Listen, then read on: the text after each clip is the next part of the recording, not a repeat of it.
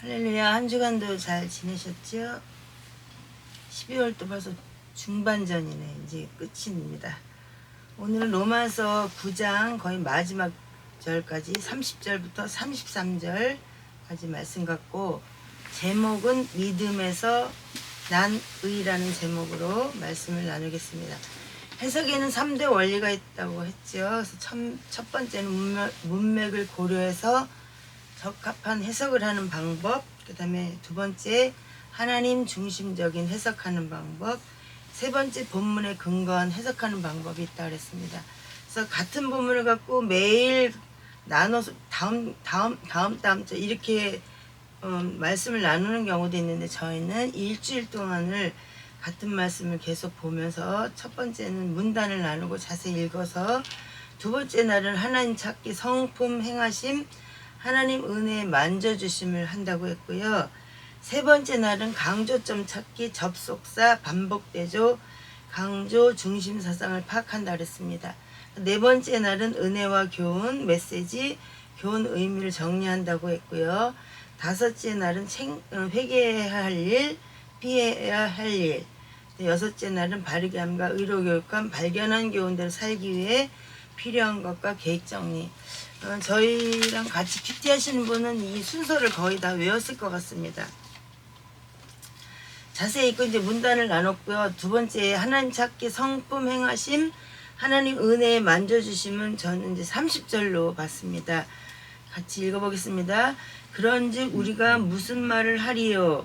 의로움을 따르지 아니한 이방인들은 의로움 곧 믿음에서 난 의로움에 이르렀으나, 이렇게 말씀했었어요. 그래서 여기 하나님께서는 저와 여러분을 믿음에서 난 의로움으로 구원하셨다고 이렇게 얘기하셨습니다. 그래서 우리가 하나님을 믿을 때 율법으로 구원받는 것이 아니라 늘 믿음으로 구원받는다고 이야기를 했기 때문에 이 말씀에서 우리가 은혜가 되는 줄 압니다. 그래서 행하심은 육신의 자녀를 통하여 하나님의 역사가 완성되는 게 아니라 그랬죠. 그래서 약속의 자녀를 통해서 구원이 완성되게 하신다 그랬는데, 이것이 하나님의 은혜의 만져주심입니다. 그래서 여러모로 저와 여러분, 하나님은 어떻게 하셨냐면요, 뱃속에서 태어나기 전에 이미 예정하셨다고 성경에는 이렇게 구체적으로 나와 있어요. 그래서 예수님을 믿고 싶어서 믿는 게 아니라 이미 너는 예수님을 믿을 자녀야 라고 딱 선택해 놓으셨다는 거. 이게 엄청나게 성경을 읽으면 읽을수록 너무 놀라운 은혜인데, 우리는 다 누구냐면 약속의 자녀예요. 무슨 자녀? 약속받은 자녀예요. 너는 하나님 자녀야. 이렇게 약속을 받으셨다는 거예요. 얼마나 감사할지 모르겠습니다. 그 다음에 강조점 찾기 접속사 반복되죠. 강조 중심사상 파악을 한 거는 33절을 보겠습니다. 이것은 기록된 바 보라, 내가 걸림돌과 실족하게 하는 반석을 시온에 두노니 누구든지 그를 믿는 자는 부끄러움을 당하지 아니하리라 한가 같으니라. 참 말씀을 번역을 너무 어렵게 해놨다. 전 읽으면서도 맨날 그런 생각을 하는데요. 늘 우리 강조하는 바는 뭐냐면 율법으로 구원받은 게 아니라는 거죠. 예수 그리스도께서 십자가에서 피 흘림으로 말미암아 우리는 그 은혜로 말미암아 구원을 받았다고 우리는 늘 얘기했죠. 그래서 예수님의 보혈의 피에 대해서 강조하지 않으면 우리가 예배 드리는 게 아무런 의미가 없는 거예요. 예수님께서 우리 대신 십자가 지시고 돌아가시기 때문에 우리가 우리의 모든 죄를 예수님이 다 짊어지셨어요. 그렇기 때문에 우리가 의로운 자라는 칭의를 얻었다고 우리가 말씀을 계속 배웠습니다. 그래서 피 흘리심으로 말미암아 받은 은혜로 구원받은 거, 이 사실을 우리는 잊어버리면 안 돼서요. 예수님 믿는 게 값싼 은혜라고 생각하는 사람들 많이 있는데 절대 아닙니다. 우리는 얼마짜리냐면 예수님짜리예요. 예수님짜리. 그렇잖아요? 공책은 저 3,000원 주고 샀거든요. 3,000원짜리야. 그쵸? 여기 뭐 여러 가지 물건들이 많은데 어떤 건 1,000원짜리, 어떤 건 3만원짜리, 어떤 건 몇십만원짜리, 뭐 다 짜리가 있는데 우리는 얼마짜리냐면 예수님짜리야. 예수님의 피의 공로로 말미암아 우리가 구원을 받았기 때문에. 그러니까 나는 얼마나 소중한 사람인지 몰라요. 그러니까 나의 소중함을 알지 못해서 내 목숨 내가 끊는 자살하는 행위는 하나님하고 원수되는 거기 때문에 그 100% 지옥 간다 그럽니다. 그래서 이 나라 자살 자꾸 늘어나는데 어떠한 상황에도 우리가 살다 보면 정말 죽고 싶을 때가 얼마나 많이 있습니까? 저부터도 참 많이 그런 경우가 많았지만 그럼에도 불구하고 오늘만 더 견뎌보자 하고 살다 보니까 70살이 됐어요. 그러니까 인생은 어려운 일도 있고 괴로운 일도 있고, 그러니까 우리가 산을 향하여 갈 때 어때요? 그럼 계곡도 있고 그 다음에 푹 빠지는 구렁텅이도 있고 많이 있잖아요. 그죠? 어디를 갈 때 보면 산책을 갈 때도 그렇잖아요. 평평한 길은 요즘에 이제 산책로를 마련했으니까 그렇지 그냥 굴곡진 데를 가다 보면은 막 푹 빠지기도 하고 산을 올라가야 되는 경우도 있고 막 그런 것처럼 인생도 마찬가지예요. 그런 거 하나도 없이 평평한 길만 가면 어떻게 되냐면 매일 너무 좋은 날씨만 오면 뭐가 돼요? 사막이 되잖아. 그죠? 응? 그것처럼 우리의 인생도 좋은 날과 나쁜 날 막 섞여져서 가지만 그것이 인생이라는 거예요. 그래서 우리가 어떠한 상황에도 우리는 예수님 자리이기 때문에 나를 소중하게 여기고, 그렇다고 해서 이기적인 사람이 되라는 뜻이 아니라 자살해서는 안 된다는 거죠. 아시겠죠? 인생 살다 보면 얼마나 어려운 일 많이 있어요. 그래도 내 목숨은 예수님 자리다 생각하고 힘든 일 어려운 일 겪으셔야 될 줄 압니다. 네 번째 날은 은혜와 교훈 메시지 교훈 의미를 정리한다 그랬는데요. 저는 30절을 또 다시 한번 봤어요. 은혜로. 그런즉 우리가 무슨 말을 하리요? 의로움을 따르지 아니한 이방인들은 의로움 곧 믿음에서 난 의로움에 이르렀으나 31절 의로움의 법을 따른 이스라엘은 의로운 법에 이르지 못하였으니 이렇게 말씀을 하셨어요. 이방인 우리들은 하나님이 없는 백성이었어요. 율법도 없었어요. 말씀도 받은 사람들이 아니었어요. 약속이나 무슨 할례나 믿음의 조상이나 이런 게 있었던 사람들이 아니에요. 그쵸? 하나님과 무관한 백성이었었는데 저와 여러분을 누가? 나사렛 예수의 피로 우리를 구속하셨다는 거예요. 이게 얼마나 큰 은혜인지를 지금 살 때는 잘 몰라요. 다 똑같이 보이니까. 높은 집에서 뭐 몇십 층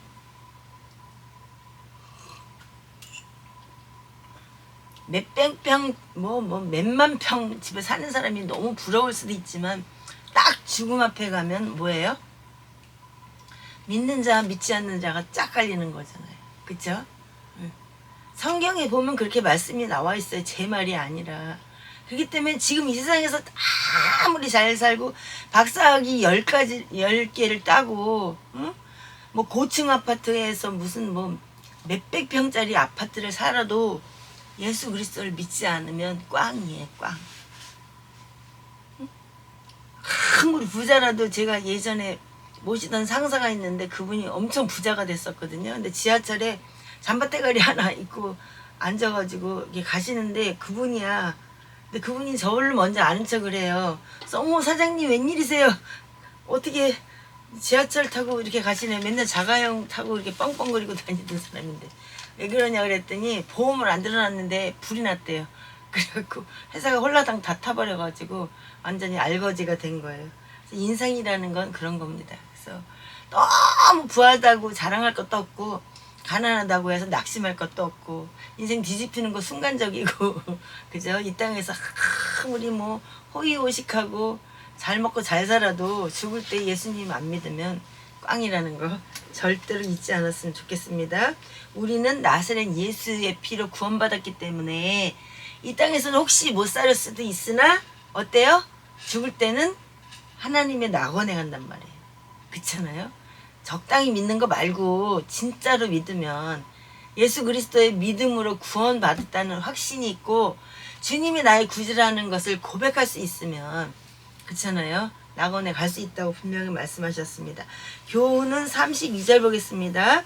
무슨 까닭이냐 이는 그들이 믿음으로 그것을 구하지 아니하고 오히려 율법의 행위로 되는 것처럼 구하였기 때문이라. 그들은 그 걸림돌에 걸려 넘어졌느니라. 누구를 얘기하는 거예요? 이스라엘 사람들을 얘기하는 거예요. 이스라엘 사람들은 자기네들만 구원받았고 다른 사람은 다 무시하고 멸시하고 응? 그렇게 생각을 했음에도 불구하고 실제로 그들은 구원받지 못한 사람이 너무 많다는 거예요. 왜? 이방인 우리는 구원을 받게 되고 이스라엘은 어떻게 됐어요? 메시아를 예수님을 십자가에 못 박았잖아요. 예수님 믿지 않았어요. 그것은 저희가 믿음에 의지하지 않고 행위로 구원을 얻는다고 생각을 했기 때문에 그래. 우리가 늘 얘기를 하잖아요. 우리 호 목사님은 99점 맞고, 예를 들어서 나는 30점 맞고, 우리 김전 집사님은 60점을 맞고, 예를 들어서 많은 사람이 있는데 어떤 사람은 70점 맞고 80점 맞고 다 꽝이라니까. 예수님처럼 100점짜리 아니면 구원을 받을 수가 없어요. 그래서 주님이 인간의 모습, 하나님이신데 인간의 모습으로 오셔갖고 우리의 모든 죄를 다 짊어지시고 돌아가시면서 뭐라 그랬어요? 다 이루었다. 이렇게 말씀을 하셨단 말이에요. 그러니까 우리는 믿음을 의지하지 않고 행위로 구원을 받는다는 생각은 절대로 하면 안 된다는 거죠. 그래서 처음에는 예수님을 믿을 때 열심히 너무 잘 믿어요. 뭐 성경도 열심히 보고 봉사도 열심히 하고 그러다 보면 어느 순간에 자기 의의가 막 너무 높아져가지고 그다음부터는 이제 처음에는 믿음으로 시작했는데 행위로 구원받는 것처럼 나는 이만큼 잘했으니까 뭐 저 사람 왜 저렇게 하는 거야? 이 사람은 왜 이렇게 하는 거야? 이렇게 판단하기 시작해요. 그건 뭐냐면 믿음으로 구원받는다는 사실을 잊어버리고 마치 율법으로 구원받는 것처럼 행위로 구원받는 것처럼 돌아갔기 때문에 그래요. 근데 그거는 돌이켜야 됩니다. 왜냐하면 하나님은 믿음을 보시기 때문에 그래요. 그죠? 그래서 기생 라합 같은 경우에는 하나님이 행하신 그 소문을 듣고서 너무 두려워서 하나님을 믿기 시작했다 그러잖아요. 근데 그분이 어떻게 됐냐면 성경 안에서 예수님의 족보 안에 들어가는 기생 라합이 됐어요. 정탐꾼하고 결혼을 해가지고.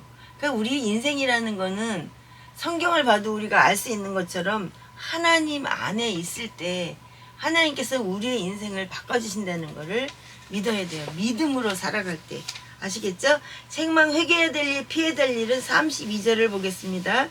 무슨 까닭이냐? 이는 그들이 믿음으로 그것을 구하지 아니하고 오히려 율법의 행위로 되는 것처럼 구하였기 때문이라.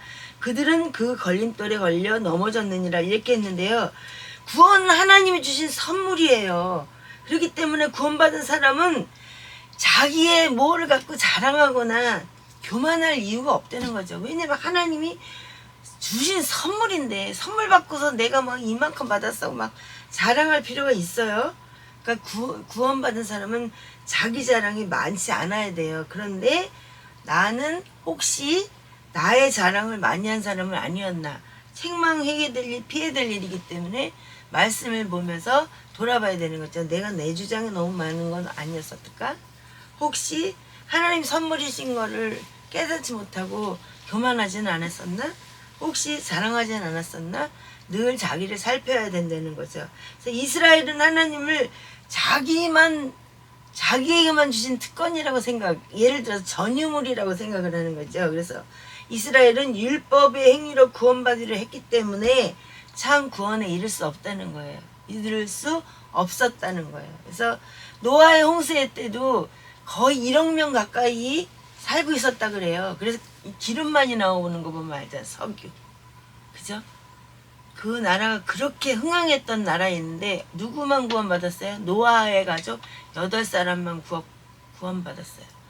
그러면 예수 그리스도를 믿는다고 고백하는 사람이 진짜 믿음이 없는데 무조건 다 구원해 주시는가? 그거는 아니라는 거죠. 그거에 대해서 우리가 돌아봐야 돼요. 그렇잖아요? 그 시대에 정말 8명밖에는 하나님을 믿는 사람이 없었을까? 하나님을 믿는다는 사람이 그 많은 사람이 있었는데 왜 노아의 가정만 구원하셨을까? 그게 그 의문이잖아요. 그러니까 우리가 믿음은 들음에서 나는 거고 들음에서 나기 때문에 우리가 믿음 생활 하려면 반드시 예배를 드려야 되는 거죠. 들어야 되니까 말씀을. 그렇잖아요. 그래서 말씀을 한 귀로 듣고 한 귀로 흘리는 게 아니라 한 가지라도 딱 붙들고 그 말씀 갖고 한 주간도 또 승리해야 돼요. 그래서 종교적인 신앙 행위를 하면서 난 구원받은 사람이야 이렇게 말하지 않도록 늘 나는 정말 믿음 안에 있는가 스스로를 돌아봐야 돼요.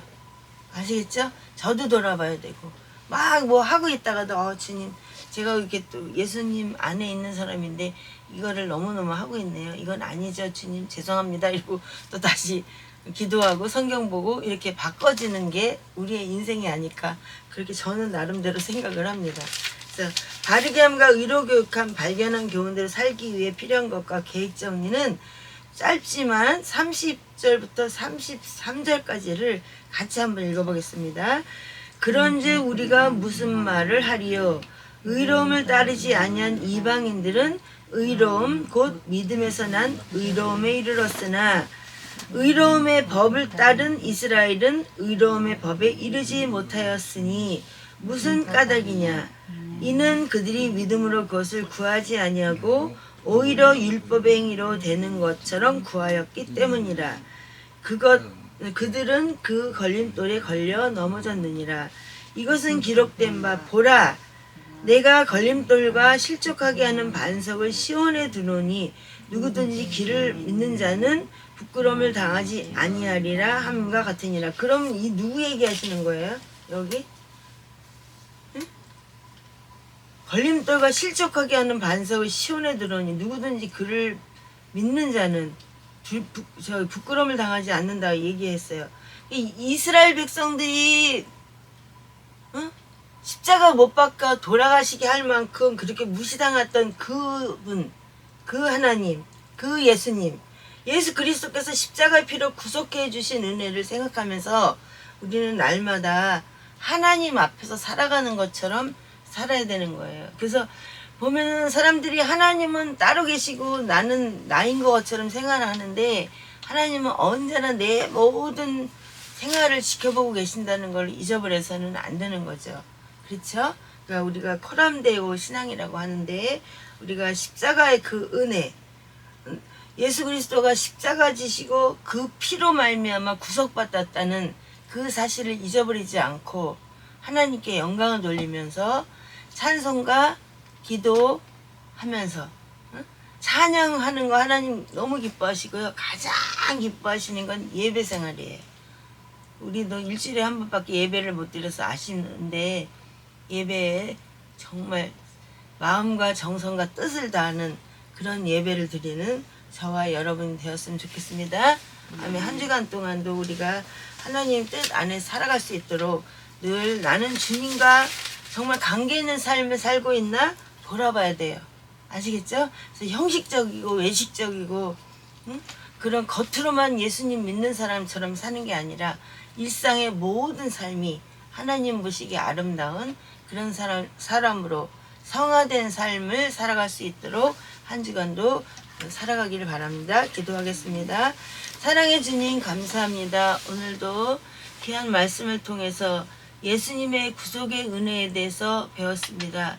주님이 피 흘려 우리 때문에 십자가 지고 돌아가시지 않았다면 우리는 구원받을 수 없는 죄인들인 것을 주님 앞에 고백합니다. 하나님 아버지 우리의 생활 속에서 우리의 발걸음에서 우리의 입술에서 하나님 아버지 언제나 하나님을 찬양하는 생활하게 하시고 주님의 은혜 속에서 살아가며 날마다 주님과 동행하는 주님 코람데오의 신앙으로 우리의 삶을 주장하여 주시옵소서. 혹시라도 잘못 전한 것 있으면 용서해 주시고 하나님 아버지 더 말씀의 능력 주셔서 지혜롭고 분별 있게 바르게 말씀을 전하는 하나님의 은혜가 있게 하여 주시옵소서. 모든 것 주께 영광 돌리며 우리 주 예수 그리스도 이름으로 기도합니다. 아멘.